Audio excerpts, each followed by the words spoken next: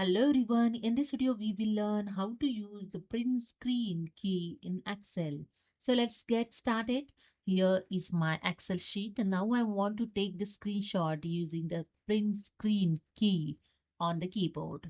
Just press the print screen key and then open the new Excel file. I use here the Control N to open the new Excel file and just press the Control V to paste the screenshot.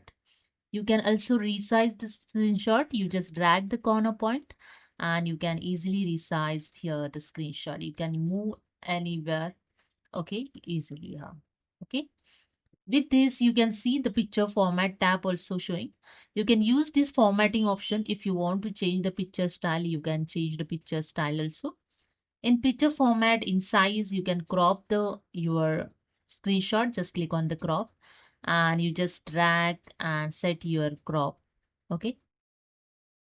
Okay. This way you can just adjust it and click on. Okay. If you want to change the size, again, go to the picture format. In size, you can edit here the size. See the changes over here. When you click on this arrow and size is changed. Okay. You can set here size those you want. Okay. So that's it. Hope you understood. If you like this video, please subscribe. Thank you so much.